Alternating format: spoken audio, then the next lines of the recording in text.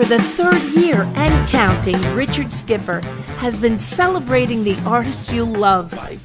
And what are some of the things that you've really run out of time, and we've got to talk about your latest. I want to go back a little bit, first of all, and celebrate a true legend. Richard Skipper is all about celebrating life, art, and his guest body of work. And did you pursue performing opportunities while you were in high school? Please join us while he showcases these diverse and talented individuals. Here's Richard Skipper. Happy Wednesday, everyone, and happy Tuesday, actually, and welcome to Richard Skipper Celebrates. The week's getting ahead of me. Happy Tuesday. Welcome to Richard Skipper Celebrates. Who or what are you celebrating today? For those of you who are here for the first time, welcome. My show is all about celebrating life, celebrating art, celebrating whatever it is we can find to celebrate in this crazy world that we're living in right now. And, you know, it's interesting because each day I find a word that I look to celebrate. And today the word that I'm looking to celebrate is excellence. And as I think about today's guest, I think about the excellence that Wayne Scot Lukas brings to the table. Because there was a recent documentary about Janet Jackson. And my dear friend, Rose Apuzzo, who's watching, Rose Apuzzo reaches out to me and she's telling me, she says, you've got to see this great documentary on Janet Jackson. Well, we both love Janet Jackson. So we go to watch this great documentary, and she's telling me about Wayne Scot Lukas, and we go to watch this documentary. And of course, he's worked with these amazing, incredible women in this business. In addition to Janet Jackson, there's Tina Turner, Christie Brinkley. The list goes on and on and on. But as I'm thinking about these great women that he's worked with, I think how wonderful they got to work with him. And that's what I want to celebrate today. I want to celebrate this man and how wonderful it is that they get to work with him. And that's why I picked today's word, excellence. And I want to begin by asking you, Wayne, who or what are you celebrating today? Today, I am, this is going to sound so trite, but I have to tell you, today I'm celebrating freedom. I'm celebrating that we are able to do this and have our internet and have no one take it away. I'm celebrating that we can eat today. There's no war here, that we're not self-creating ourselves by people being mean to each other. I mean, I know that may sound goofy to some, but really when I think of what I celebrate, it's that. It's really just the freedoms that we have and how lucky we are that we can talk like this and share our hearts with people out there. I don't think I would have survived this business if I wasn't able to celebrate the best in people. Well, I'm going to say this. None of that sounds goofy to me at all. So I want to thank you and I applaud you for saying those things. And those are things that we do take for granted in this country. So thank you for bringing that up. I always begin the shows with a random question. So I'm going to pull a random question. I haven't even looked at it. So we're going to start there today. And the question is, if you could pick up a skill instantly, what would it be? Because you do so many things. So all these things that you do, and we're going to delve into those skills that you do. But if there's a skill that you haven't really mastered, what one skill do you think that it would be that you would like to try to pick up?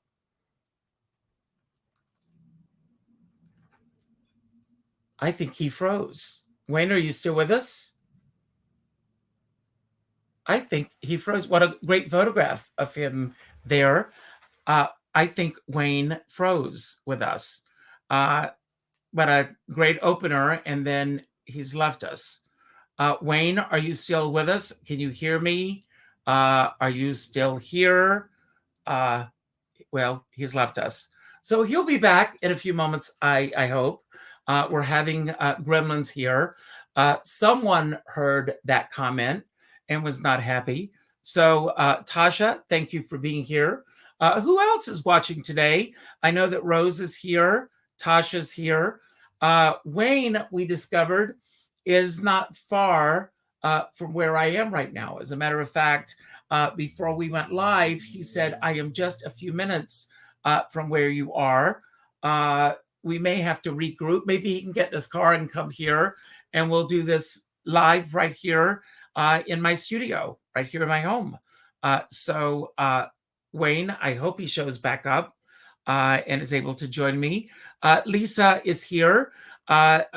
Lisa Rodrigo is my new wonderful publicist.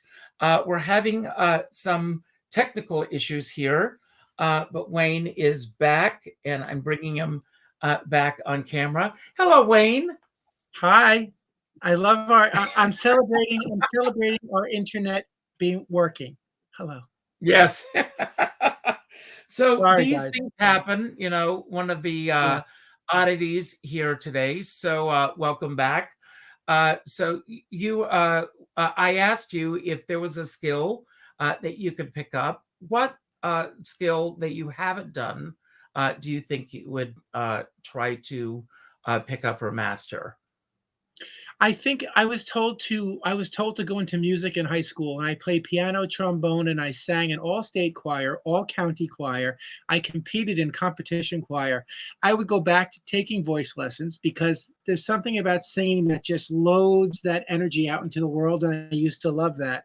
I also would love to own a nursery where you have plants in the springtime and people come and they buy their Christmas trees, and a lot of stuff, landscaping, gardening, being more outside, because I do it as a hobby, but I would love to do it for life. I think I would do that, or I would be a horse trainer and spend all of my time with my horses. So, I would delve back into any of those things because I did go to art college. So I have a graphic design degree. I do paint and I do sculpt and all those things. But it's more about being out in the earth, being out in nature. It's about singing again. It's about the things that bring me joy. I think as I made money and as I thought I wanted to be famous, what I really wanted to do was be joyful, and I couldn't find the joy. And now as I'm getting older, I'm finding bits of the joy, but they're back in the things that I loved when I was a child. Mm-hmm. Now, are you originally from New Jersey? I'm originally from Jersey, Bergenfield, New Jersey, my whole life. I'm a Jersey boy, spent the summers on the Jersey Shore, Long Beach Island, Point Pleasant, Seaside Heights when it wasn't ghetto with the Jersey Shore television show. So I've had a life in Jersey, and I've loved Jersey for a long time. I mean, a lot of things I learned in Jersey, a lot of people I met in Jersey. I'm still connected to a lot of people here, and it kept me real. It kept me real through the process of this kind of crazy celebrity stuff, if that makes any sense. Well, none of it makes sense. I mean, this is a crazy. It's a crazy business. I don't think that those of us who are in this business choose this business. I think this chooses us, and it's an odd calling, just as the priesthood or being called to be a nun or anything. It's an odd calling for those of us who are in it, because it's a very unique person who can take on this lifestyle, because those that are not part of it have a skewed image. We're having such a delay. We're having a delay as you talk. Yeah. I don't know what the issue is today. We're having some weird thing. Can you hear me at all?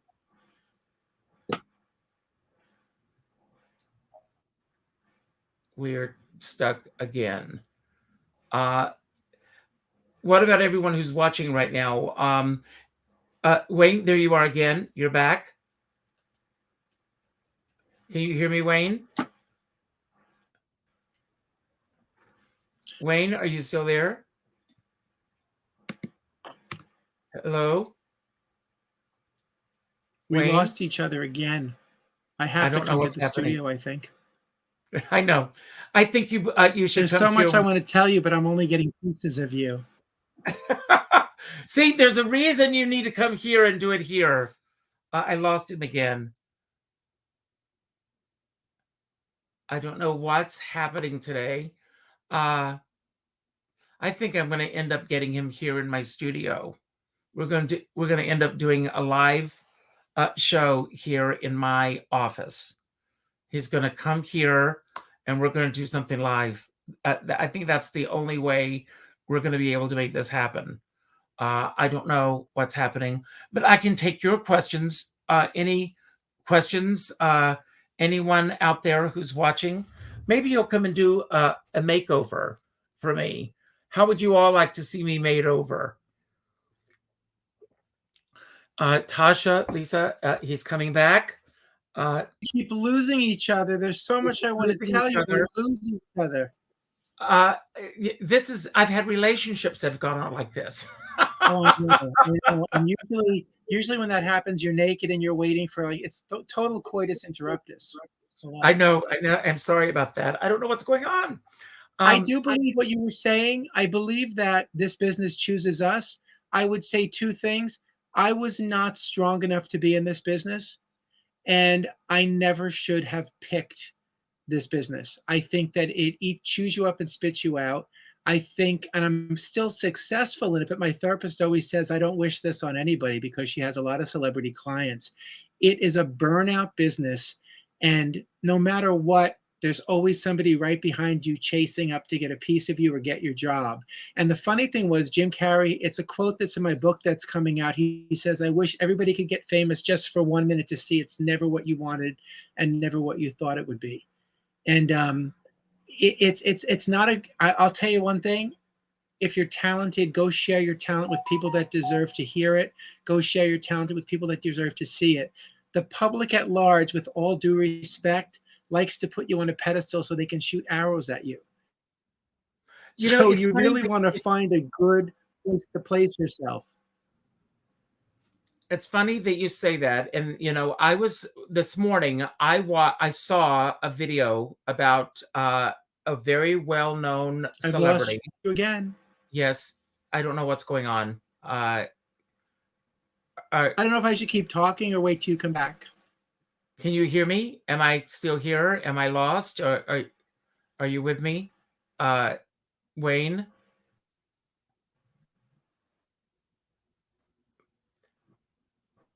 Wayne, can you hear me? Are we lost again?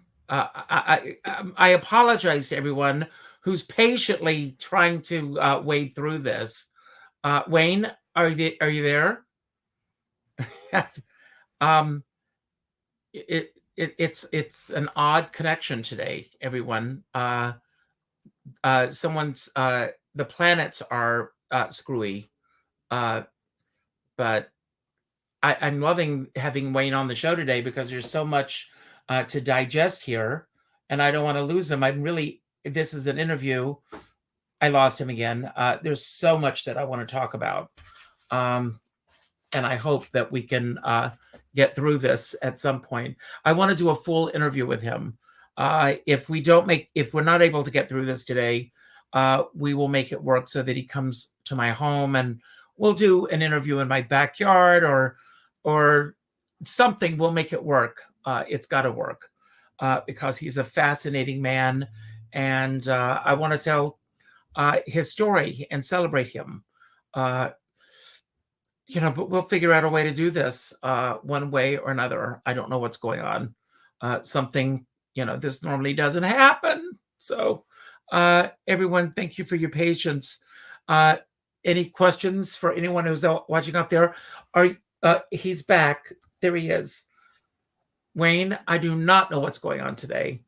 It's okay. We're old friends. This is good. Old We are friends going as to of be today. when this is over. I'm taking you to dinner when this is over. No, it's good. What's that really expensive restaurant right there in Piermont? The chef one, right in the corner. You know, the one down there, the little tiny one? Xavier's? I don't know, but that's where you're taking me. Okay. I'll take you to any restaurant you want to go. I'm happy. Everything, it's fine. I've done a million of these and a good one, so this is good. So I'm happy. Okay, good. So you were saying, Jim Carrey, in giving this to those who deserve it. But I was going to say that I saw an interview this morning. Well, it was an interview. It was really someone tearing someone off of his pedestal. this morning. In this business, we Mhm. put people on pedestals. Sometimes they belong on the pedestals. Whether they belong on a pedestal or not, people are quick to tear them off of pedestals. Yeah, they become targets. And they become targets. And you too have been a target in this business. Yeah. And if you're not solid in your faith if you're not solid in your faith with God, or your faith in a higher power, or somehow that you have value and self-esteem and self-worth, you're never going to survive this. And people say, oh, but you wanted to be a celebrity and there's money. I'm not a celebrity. I'm a kid from New Jersey, and that never goes away. And the fact that people want to ask you questions about people you work with, or they want to question your lifestyle and what you do, it starts to become a little bit unnerving. And the choice is to get out of it. So what I did was I only started to work with the people that I liked. And I only started to do interviews with people I liked. And I remember, I'm a stylist. I'm behind the scenes. The problem was when stylists were getting more famous than their clients, Rachel Zoe and other people going out there and doing all these interviews. I decided that my clients are the ones that are the stars. As long as I keep to myself, do a good job, I'm going to succeed. So that's kind of been my modus operandi to keep surviving in this business this long. Do you know what I mean? It's not about Well, me. It's let about me me ask you a making question. you look great. I'd like to ask you a question, because Mhm. last night my husband and I, we sat down and Oh on my our God, smart. you're gay. I'm not doing this show if you're gay. I don't support gay. Well, I just outed myself to everybody who's watching. I So love it. I'm gay, but my husband isn't. You know, I Oh, called my that's mom perfect. once. No, What's his number? I called my mom once and I said, Mom, I have to tell you something. I think my husband is gay. He's not coming to dinner with us. No, Go ahead. yes, you're gonna love him. He already loves you. So anyway, we sat down I to already watch these know. interviews last night, Perfect. and it bothered me that with all of these interviews that you went on, and I know that there's sound bites in a time Uh-huh. frame, but these, not once did any of these people ask, these great interviewers, uh, ask about you, how you were doing, how you were holding up, how these situations were going in the middle of this hurricane that you were in the middle of. And of course, I'm talking about the famous Super Bowl incident. Everyone go and look it up if you don't know anything about it. And it bothered me that not once did anyone ask how you were doing in the middle of all this. And I'm sure that, Well, thank you for saying that.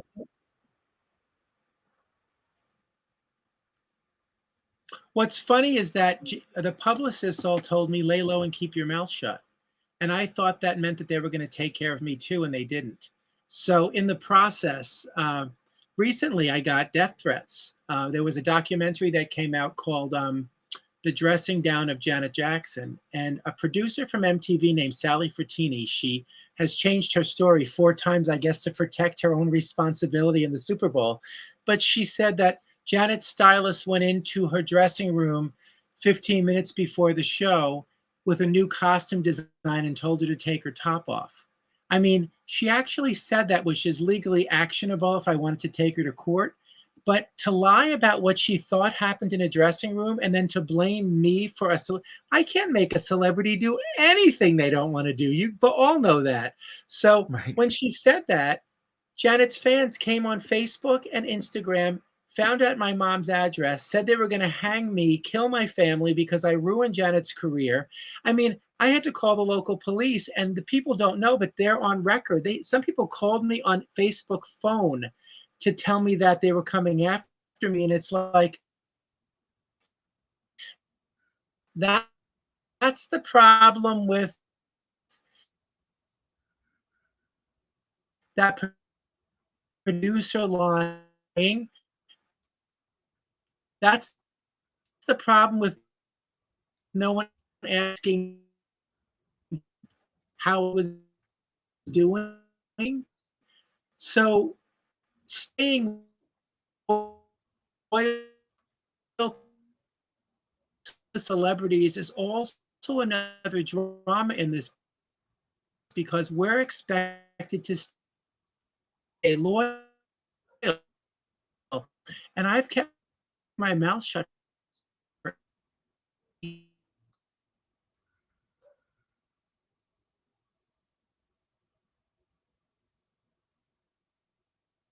I think we've lost him again. But oh God, this is killing me. I am so sorry, everyone. I hope that we can. Yes.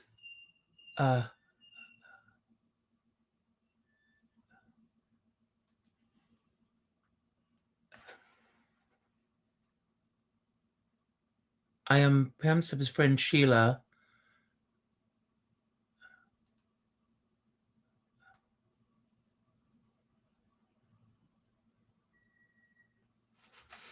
I don't know.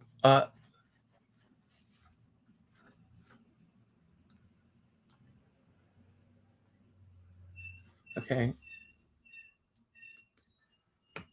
Now, I hope you have a good editing capacity. we're going to do this again because I want to get a great interview with you. We have the third person in here. You see the third square? Yes, I see this. I'm gonna. That's your boyfriend or your husband. Hello. Oh, I see he's black. How forward of you. Yes. Yeah. So you were saying? Well, I feel that the lack of protection in protecting these celebrities is really kind of despicable. Not in my case as much because I do love Janet Jackson and we're still very close, but in the fact that they're the main focus. And if you think that you're going to be the main focus, you're not. And you're right about these interviewers. The pain after I told somebody the most important thing that happened about the Super Bowl is what happened after. We were put in like a mini witness protection. I was hidden away in LA. I couldn't speak to anybody. I couldn't work. Justin came off the stage and called it a wardrobe malfunction, thinking he was funny, and I lost work. I lost my jobs. I lost money, and I was told to stay quiet. So what I did was I stayed quiet because that's what you do for your friends. Little did I know it was going to last 30 years, this staying quiet. And now, as I do my book and as I do other projects, people want me to talk, but I'm still trying to figure out the balance between loyal and speaking my truth, because my lawyer said, Wayne, it's a 19-year-old secret. How long are you going to keep this secret? And if you're being disparaged, you're allowed to clear your name. It was one of the worst things that happened, and it's one of the things that has affected my family the most, as my mom got embarrassed and felt terrible for me, and then she got scared when we were being threatened, and she said, Wayne, no one is protecting you. No one is making sure that you're okay.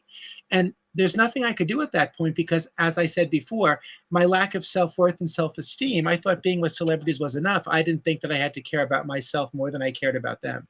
Does that make sense?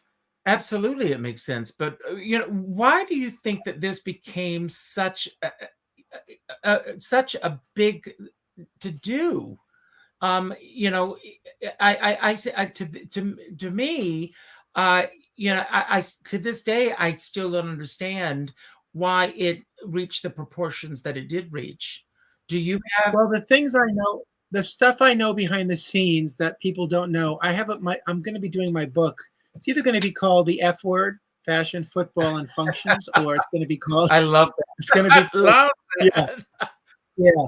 So I'm in the middle of that. I'm trying to get a publisher right now for it. But the things I know are, Les Moonves, who ended up having his own sex scandal at his own channel on CBS, said, as long as I'm alive, that someone said he said that N-word, but he said Janet Jackson will never succeed again. And he went on a campaign to really try to make her not succeed. And that's a fact. You can Google that, anybody that questions it. And then Michael Powell, General Colin Powell's son, the head of the FCC, Colin Powell that just passed away, he was best friends with Janet's family, Michael Powell. They're all cousins and relatives. He was the head of the FCC. If you Google it right now, and I'm sure you may have read this, he says in an interview, I made a huge mistake. I attacked Janet Jackson for political gain. I never should have used the office of the FCC to do this. I wanted to edge up myself, so I attacked Janet. And he said, I owe Janet Jackson an apology, which I found amazing, and that's gotten hidden on the internet. The FCC admitted that they owe her an apology. But then I wondered, like with Justin and Janet, why did Michael Powell never say, I owe her stylist an apology? Why did Justin never say, I really never should have said that about Wayne because Wayne was my friend? So, you know, I kind of got thrown under the bus, and I can handle it. Did I want to handle it? No. It was a very painful time. But, you know, if I had done something wrong, Janet kept me working with her for 6 years after the wardrobe malfunction. So I would have been fired, don't you think? Hello. That's true. But the thing is that we are in a business that you are sometimes you're given advice by the people that are surrounding you. She's got her handlers. She's got publicists there. And I'm sure that people are coming at you from all different angles. You're given advice from all different people. Were you getting a lot of conflicting advice on what to do and what not to do? You know, what was interesting, my entertainment attorney, Jill Baer in LA, and my attorney, Christine Corver, they were on my side 1,000% because I had just done What Not to Wear. You know, I was the host of What Not to Wear on TLC. So I was supposed to be, and no one knows this, my next job was to take over the Joan Rivers job on Access Hollywood as the new Who Were You Wearing on the red carpet. I was going to change my whole career. I got asked to be on Queer Eye for the Straight Girl. It was time for me to grow. And when this happened, Access Hollywood fired me. They told me, if you don't come on the red carpet for the Grammy Awards this weekend, right after the Super Bowl, and you don't tell what happened as an exclusive, we're not giving you the hosting job. So I lost the next level of my whole career.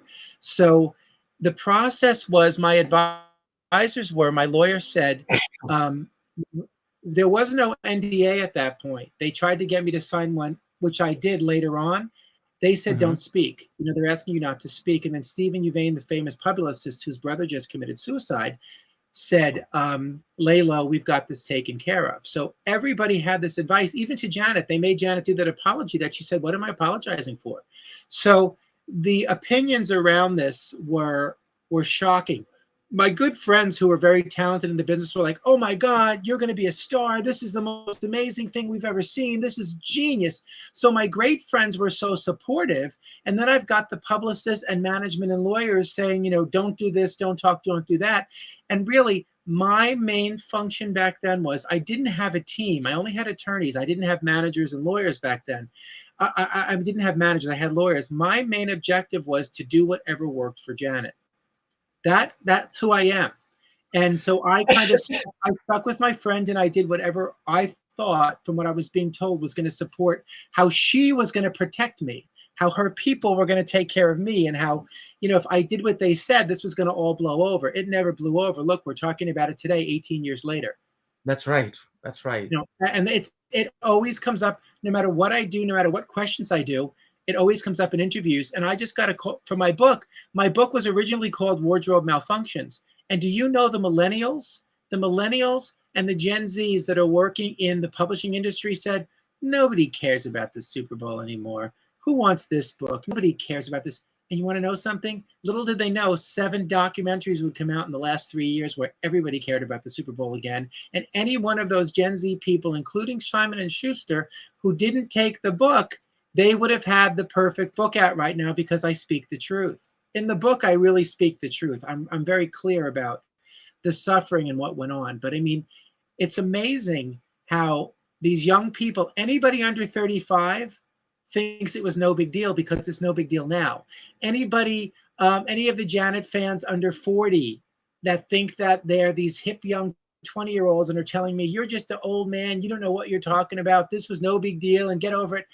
They didn't see how it did damage to all of our careers. They didn't see how it hurt so many people. They didn't see those million women that march always complaining about indecency against America. And then last week, you've got Cardi B and Megan Thee Stallion simulating lesbian sex at 9 o'clock on television. And these kids think it's normal. That wasn't normal in 2004. You know, so at the end of the day, we suffered horrifically. I'm not complaining about it. I'm still here. But yeah, it was damaging, and there weren't people taking care of the process. And we kind of, like, they said that we created YouTube and we created TiVo because there was nothing like that. And the inventors of TiVo said this is the reason why YouTube and TiVo were invented, to rewind this. Right. Because I'm going to say one soundbite. Nobody saw 9/16 of a minute like they say they saw it, because back then TVs weren't 50 inches. They were 24 inches, 36 at the most. And it was 9/16 of a second, and then it cut away. You didn't see it. You saw it the 800,000 times it was rewound on the news. And before they blurred it out, they kept showing the nipple. And then the next day they finally blurred it. So if it was this crime against America, why did the news show it 750,000 times and still show it to this day? I know. Double I know. standard, bitches. I know. And now there are a lot of So attorneys. There are publicists in this business who do nothing but represent people who have had situations damage control. such as yours, damage controlled. Did you have people who reached out to you at that time to help you, guide you in terms of what the next steps would be? Back then, remember, the first time I heard about damage control publicity was Paris Hilton. That was the first time I heard about people hiring publicists for damage control. And I'd been in the business since 1987.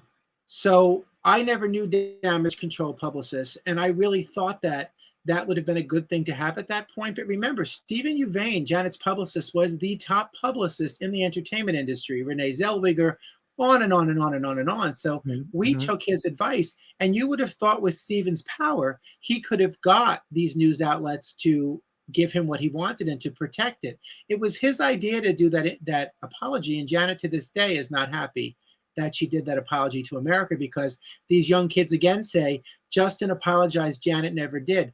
I shot a satellite apology on camera at a studio in LA the day we were shooting Mary J.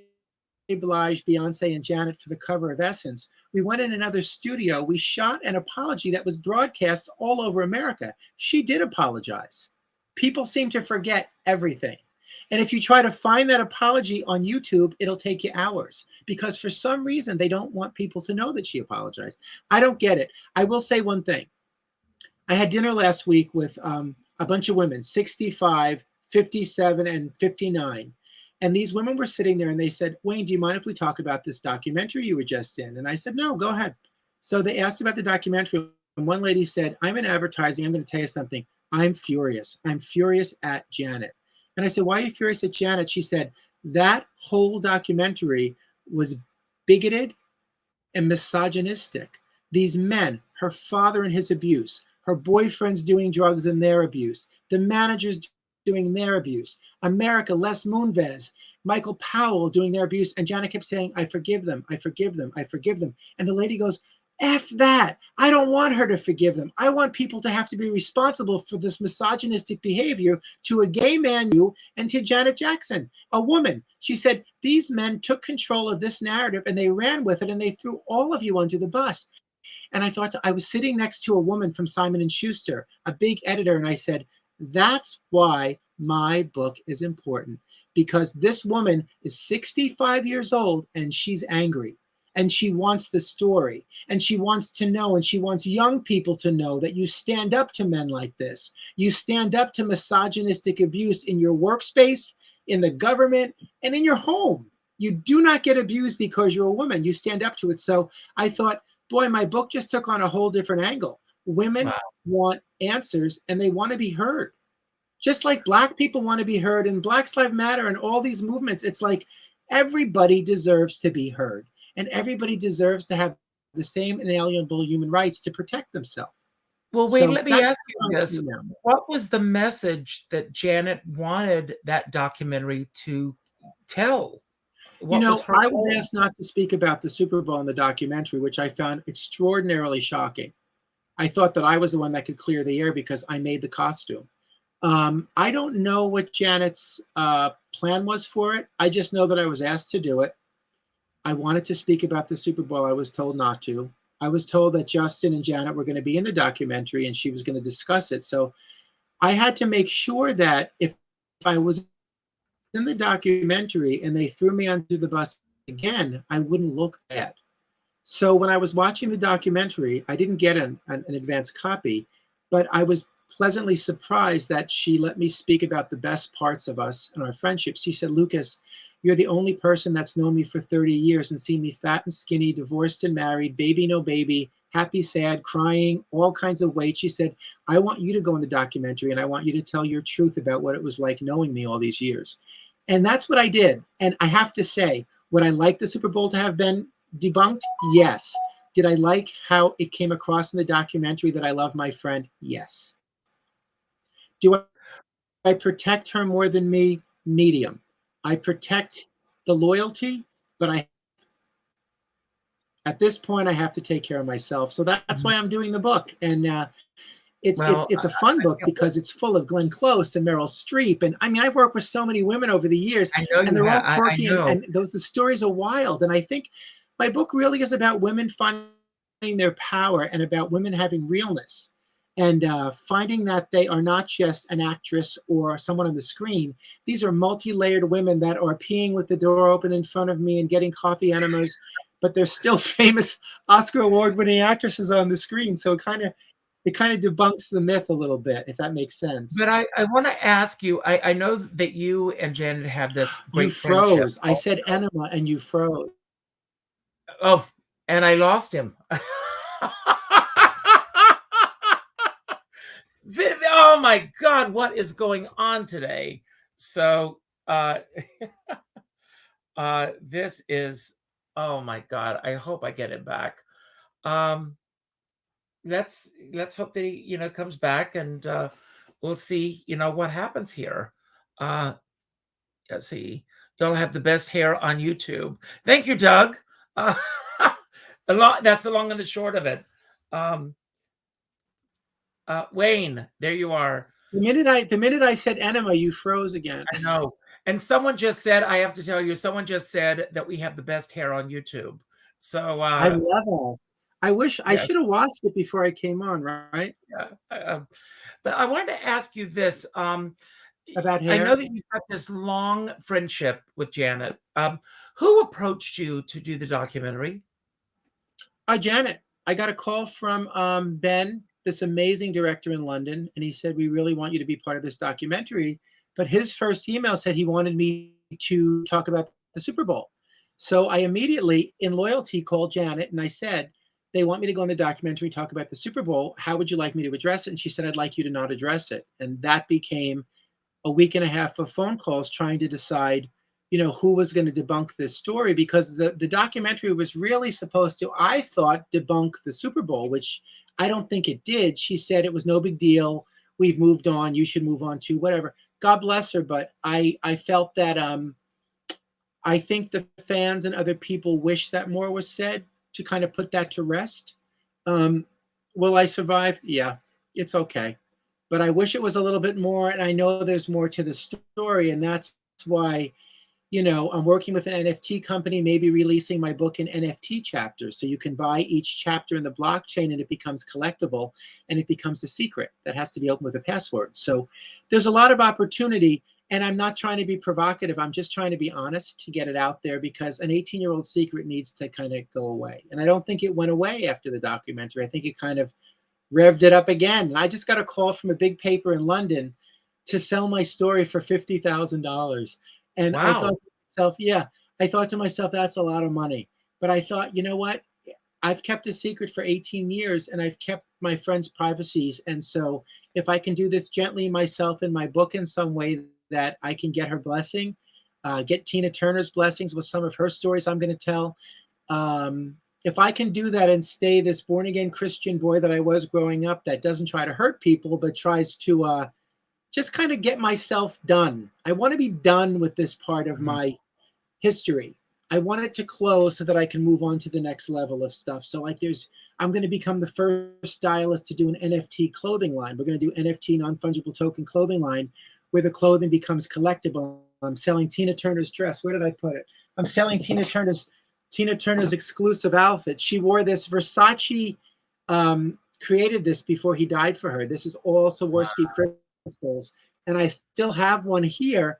It was $75,000 when we bought it for her tour. But now they're saying it's worth $1.3 million or $1.5 million because it's one of a kind. And I'm going to sell that, I think, as an NFT just historically, because Tina's at a place where she's sick and she's kind of done. So in that process, this could be a nice collectible piece. And people go, oh, you should keep it. For what? Keep it for what? I lived it. I was thinking of giving everything to a museum when I die, so there's a record. But here's the record. These videotapes and us talking and laughing, that's the record. That's the record. I agree with you. But I and God bless you for, for telling the story. And again, and I asked the question because you were approached to do the documentary. And then I wonder, for me, I would hope and think that the documentary would be closure and hopefully a definitive record. And then why not allow you to tell your truth at this point in the game? Well, there's my proposals out to 20 book companies. If any book company is smart, there's the closure, and it's closure for all of America. But they keep avoiding going there. I don't know why. I don't know. My book was sent out the first time during COVID. And I think that because nobody was in their offices, you couldn't, figure it out. But it's a different crowd of people buying books right now. In our age group, there's younger kids that are working at these places that don't think this stuff is important. And, it is important because it's historical about fashion. It's historical about where we were as a country. It's historical about how we treated women. It's historical about how we treated gay people. There's a lot of LGBTQ stuff. I grew up a born-again Christian in New Jersey, and, I should have been in conversion therapy. And even when I talk about it now, I'm like, is my mom going to watch this? It's like that brain that I wasn't worth it, that I wasn't good enough, that I didn't matter all these years, is something that needs to kind of get debunked, because I don't care who you sleep with. I think you're so valuable, kids out there, people out there. I don't care who you're doing drugs with. My brother's an addict. It's okay. I love you. I love you as you. We can change the world. So I feel that I'm going to lose him again. I can tell more, because I'm not just going to keep talking about it on videos and interviews, because I have to keep talking around it. But it's time to put that part to rest so that we can kind of spread some love about things that really matter. I mean, we're at war right now and every day is scary. And I know that we're all waking up a little weird. And I don't like it anymore. No, I don't like being part of mistruths. I don't like. Well, I lose him again. I had no idea of all the backlash you had experienced. It's an amazing story of, a career being put on hold, being told not to talk. There was a lot going on that was not really put out in the news when this was going on. So God bless Wayne. I'm going to get him back here. I'm going to get him here live in my house so that we can do this. He lives like 15 minutes away from me. So there you are again. My people go so quickly here. I don't like being halfway anymore. I don't like perpetuating the myth of celebrity. I don't like perpetuating the myth of what success looks like. I don't like that a kid that is a gay kid in Oklahoma whose father beats him after church, which is somebody I dated, feels that they're worthless because their father decided they were worthless, or society decided that they didn't matter, or the church, even the church told them they didn't matter. I don't like it anymore. I don't want to perpetuate it. I don't want to play along in it. I don't mean to even get political about it, but I'm not going to play along with anybody telling me I'm worthless. Number one, for something like the Super Bowl stunt. Number two, for something like growing up a gay youth and getting shoved into conversion therapy in church. And how did I survive? How do you come out the other side? That's the magic. Because you know what? My faith in God, which was no drinking, no drugs, no sex before marriage. Can you believe it?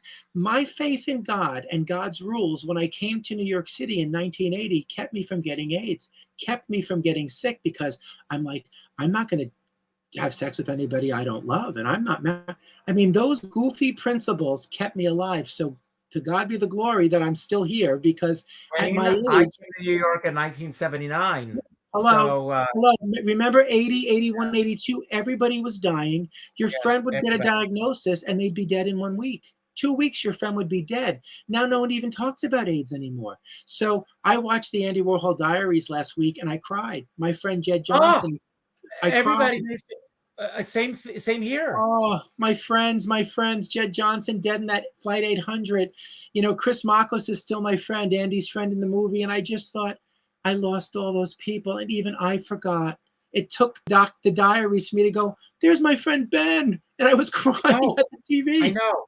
Same here. There were so many people in the documentary that I knew, and it brought back so many memories. New York and was then different. And then I see what was going on in the clubs and everything, and I go, oh my God. Life was different. And you know what? Thank God that I had my faith, because I know that that's why I'm alive. Because when I went to New York, I wanted it all. I thought if I was famous, nobody would know that I was gay. I thought that I'd be a star, all that crazy stuff. And now here I sit looking back on my life in these great years going, what a ride, man. Like, what a freaking ride this has been. And I'm going to put it down on paper, and you're going to all read about it and laugh and cry. And, you know, I had a partner that committed suicide in 2010. His father was a born-again Christian preacher and used to beat the gay out of him. He joined the football team, he joined the wrestling team, and then he was finally in the Navy, 6'6" Navy, and killed himself. And it's like, what makes someone valuable? Someone told me, when you get angry at people, don't show your anger. Come at everything with good intention. Open your heart. So even in my discourse, I go, am I doing this with the right intention? How do I self-protect? How do I self-care with the right intention? And that's how I'm approaching the wardrobe malfunction now. I'm going to talk about it with the right intention and good intent and an open heart, you know. And that's not all I am. There's 40 years of fashion here, you know, fashion history. So hello. And right now, we are living at a time when down in Florida, a law just passed, you know, don't say gay. Say gay. You know, gay. Yeah, say it. You know, and put it all over Disneyland. Who's the singer? Who's the singer? The famous Afro-American singer that just sang gay, gay, gay, gay, gay, gay, gay, gay, gay. She was doing her scales, but she was using the word gay, and it was so good. You know, we're just all, guys, everybody, even people that are anti things out there, we're all just trying to survive. You know, no one is flaunting anything in your face. We're trying to flaunt survival. If you flaunt survival and you flaunt getting over and you flaunt making it in this horrible, crazy world, we're going to all be okay together. You know, we're going to. Audra McDonald. That's who did it. Gay, gay, gay, gay, gay, gay, gay, gay. Who's brilliant on The Gilded Age. Have you seen her? Yeah, she's heaven. She's heaven. She's heaven. I love her. And next season, I mean, they left us with a cliffhanger last night. I mean, I thought, I didn't see it last night. I've been watching pieces of her. It's with the girl from I forget her name. She was in Muriel's wedding. Yes, she was Muriel. Well, I'm watching. We are going to give away a fabulous prize. Do you want to tell them what we're giving away? We're going to give you my $7,000 Cartier Love bracelet. No. It's from my friend Cara. I love you, Cara. We're going to give away, I'm going to give away an hour styling session on Zoom, which we can clean closets. We can talk about fashion. We can talk about style. I'll answer any questions you want about Janet, if there's Janet fans out there. I'll do it for one day, and my day rate is $5,000. So it's a $5,000 you know, offer to come and chat with me if that's interesting. What else did I tell you I'd give away? Was there something else? That's it. That's it. Oh, and you're going to come to my house. We're going to do lunch here, right? All you get is me. and we can all do lunch at Richard's house. That's a Yes, giveaway. yes. Let's do a lunch here at my house. All right, we'll do a giveaway. If somebody wins, me, you, and the guest, and maybe your black boyfriend, we'll do a lunch. Yes, yes. He'll spend a day on the beach and then. Yes, I love it. Any color. I'm just Yes, kidding. okay. The stream was black. So the word is excellence. So anyway, I've got some questions. This is my homage to James Lipton inside the Actors Studio. I love it. I've got just a few questions for you. And the first question is appropriate because you picked a restaurant here in Piermont, where I live. Do you love dining out? And if Yes. so, what is your favorite restaurant? My favorite restaurant right now is San Ambrose in New York City. There's one downtown, there's one uptown. I love the lentil salad, and I love to go with my best friend Cara and my best friend Sandra, and we call it meeting, #meeting, so that nobody knows that we're having lunch. They think we're at a meeting. Well, can I join you at the meeting? We'll all go together? Anytime you want. It's my favorite restaurant. It makes me so happy. I also love that private club uptown called Doubles under the Sherry Netherland. You can't get in without a membership, but my friend has a membership, and it's so fun to go there. Oh, that's going to be great. And I'd like a favorite memory when you were 9 years old. Like, that's the number I'm pulling out. 9 years old. 9. A favorite memory. I would say, this is going to sound so weird for a kid like me, but my dad used to, he made us join the NRA as a young kid, and he made us learn how to shoot guns. Can you imagine? Wow. And my dad went hunting once, and he brought a deer home that he had killed, and I was so upset that my dad made sure that he put me in the house. And then that 9-year-old boy, he said, Wayne, I bought you a camera. Let's go up to Stokes Forest and shoot some deer. And he meant with my camera. So it makes me cry. So he took me to Stokes Forest, and we took pictures of the animals instead of killing them, so that he knew that that wasn't the main focus of how you treat animals. And that was a great memory. And then I was sleeping at my mom and dad's house, and I woke up one morning and I said, Dad, I don't hear the crickets anymore. There used to be very loud crickets when we were young, like in the 70s and in the 69, 70.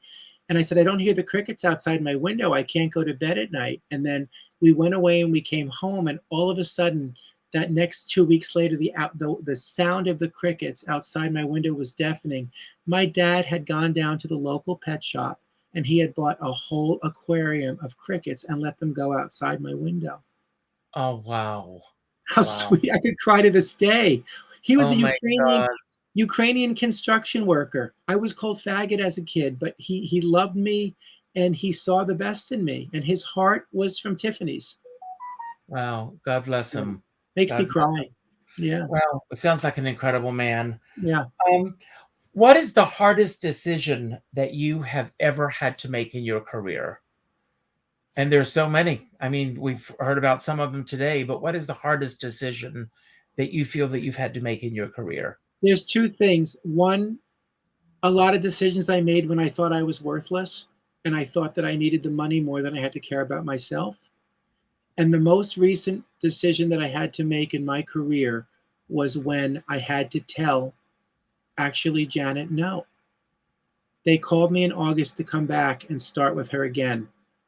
And for some reason, all their riders and their rules had changed since I worked with her. And I looked at her, and I looked at the job, and I thought, this is me. I'm back. Me and Janet are back. And then I looked at the rider, and I said, I got to say no. And it broke me. And I called my therapist, and she said, you just grew up today. She said, you just grew up today. Wow. So I had to say no to going back because it hurt so much in 2004. I couldn't do it to myself again. Wow. Well, God bless you. Does that make sense?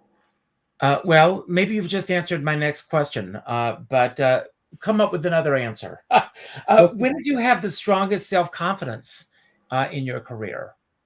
I was working with Diane Sawyer, and she brought me into her home, and she was wonderful, but she had this cleaning lady called Digna. And not Digna, I forget her name. She had a weird name, but we went into the kitchen. We hadn't eaten all day, and Diane said, make sure you get some food. Go in the kitchen and get some food. We went in the kitchen. They laid food out. And then we came out of the kitchen, And the maid came running out of the kitchen screaming at us that our shoes had scuffed the floors. And she made me, my assistant, and my other assistant get on our hands and knees and clean Diane Sawyer's floors with a paper towel and borax, just like Joan Crawford in that scene when she's beating Christina. Oh my God. Clean the bathroom floor. And I looked up at her and I said, you know what? I know that we made these scuffs. You didn't ask us to take our shoes off. And really, it's not my job to clean the kitchen floor. So I said, I'm going to finish, but I'm going to get up and I'm going to tell Diane exactly what you did to us. So I did. And I sent a fax and I said, Diane, I can't work with you anymore if you're going to have people like that in your life. And I told my therapist and she said, you just learned self-respect and self-esteem. Good for you. Yeah. And I would have cleaned the floors and done all the laundry. I was a caretaker, but there was something about, and also the other thing is for people out there, not getting paid what you're worth by celebrities. Everybody wanting you to work for free. That is the biggest self-esteem, self-worth boost, because I'm telling you all out there right now, you will not go broke. You will have myriads of worth in your heart if you charge what you're worth and insist that you get paid. And don't let anyone take advantage of you. If you decide to give a job for free, then you decide. Stop working for free, like Gwyneth Paltrow makes everybody try to do. Thank you. Oh. So this vagina doesn't smell like my candle. This is my last question for you. What do you think is the best thing about the world that we are currently living in? Animals. I have to say the connection to animals, the ability that we can go outside and breathe and feel spring, and then we can feel winter and we can feel the sun. That's the best things about the world we're living in right now. And I'm finding that there's a vibrating consciousness. I do psychic readings at night, just so you guys know. I do them on the side. I study with the psychic teacher. There's a vibrating consciousness emerging in the world right now. And if you open your heart with good intention, you will be part of that vibrating consciousness to change the world. And by change the world, I just mean spread more love. Open your heart and share more things. Let people know that they're worthy, because there's power in the world where you can pull on that power and share it with people that don't have it. There is so much suffering. There's so much love. But in the world right now, we have animals that give love back. We have nature that keeps saying to you, I'm being reborn. You know, will you join me? I'm being reborn. If you start to live your life on the cycles of nature, you're going to start to see that you can hibernate and then you can be reborn. And so the best thing in the world right now is the ability to constantly change and to have rebirth. We all have it in us. Just tap into it. And if you can't tap into it, reach out to me on Instagram or Facebook and I'll help you tap into it. Absolutely. And I'm with you. What's your birthday, by the way? February 7th, 1965. I'm an Aquarian. I knew you were an Aquarian. I'm February 11th. I love that. My brother is February 10th. Wow. Wow. Wow. I wouldn't want to be anything else. I love being Aquarian. I love it. I knew it. Okay. I'm going to give this away. So let's do, well, wait a minute. Only 2 people have entered. So let's see who this is going to be. What kind of place is this? Why are these people not watching? What's happening? Well, we're going to see. Doug McAllister is our winner. Hi, Doug. Yes. Yes, he's going to be. Doug, reach out and I'll put you guys in touch with each other. Do I have to do this in the nude for Doug? Well, that's between you and Doug. Oh my God, Doug, please, anyway. Doug, please don't do this to me. Not right now. I'm not in summer shape. So anyway, thank you all for bearing with us today with all of the technical issues and everything. So congratulations, Doug. And I am so thrilled that he won. Wayne, I want to thank you for being here today. Will you come back and we'll do a live one? I'll come to Piermont anytime. I'm very close to you. We'll do a live one, outdoors or indoors, whatever you'd like. Then we'll do a little lunchy time, a little put on our sunnies and go to lunch. And we'll do that, and I'll get a psychic reading. I'll bring the cards. I'll give you a psychic reading. They're all God-based, so don't get scared. and then No, we'll go. no, Up, you know. we'll go up the hill. We'll go up the hill to Nyack. We'll do a little shopping. That sounds good. I'm ready for all of that. I want to thank you all for being here today. Don't go anywhere, Wayne. Please don't leave me again. I want to thank you all for being here. If this was your first time here, I hope it will not be your last. Please subscribe to Richard Skipper Celebrates. Leave a comment on the show today with all the technical issues and everything. We're going to do it again in person. Please leave a comment. Share this with your friends if you so choose to do so. And tell everyone about the show. I also end every show by telling everyone to go out and do something nice for somebody else without expecting anything in return. But not Oprah. What was that? But not Oprah. But not Oprah. No, go to your Facebook friends list and reach out to the, let's say the, I'm going to pull a number out of my head. Reach 17. out. 17. 17? The 17th friend on your list. Do something nice. Reach out to the 17th friend with a phone call. Not an email message, not a text message, not a private inbox message, but a phone call. And let that person know what they mean to you. Because as my dear friend Sean Moniger says, we're all in this together, but we're not in the same boat. And I always say, if you're going to go out in a boat, make sure you bring a skipper along.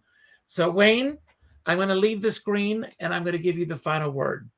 And bring an extra paddle so you can beat someone's ass. But go ahead. What was that? Bring an extra paddle so you can beat someone's ass when you get out in the middle of the ocean. So you got the final word, Wayne. Anything you want to say about anything that we've talked about today that you want to build upon? The most important thing is it's not about me and Richard, it's about you. And it's about love, and it's about sharing, and it's about hope, and it's about if you hate your mom today, fix it. If you hate your dad today, fix it. If you have a best friend, fight, fix it. Life is desperately, desperately too short. It's going faster and faster, and there's somebody in the Ukraine right now that wishes she could call her mom, and someone in the Ukraine that wishes they could see their dad or their best friend or their dog or cat. So know how lucky you are. Know that we, even not knowing you through the screen, really send you love. And we send you light, and you can always reach out to us. I'm on Instagram and Facebook. Richard's here, and you're not alone. And if you're suffering suicidal thoughts with all that's going on in the world, reach out. AFSP.org, American Foundation for Suicide Prevention, will help you. Your local church, pick the right church, and go to an AA meeting. Even if you don't drink, go somewhere where there's free therapy. Go take care of yourself. And we love you just as you are. Is that our final word? I love you. Wayne, stay in touch. Will you stay in touch? I'm right here. Okay. I'll see you soon, I hope. Thank you, everybody, for being here. Thank everybody. Bye. Thank you.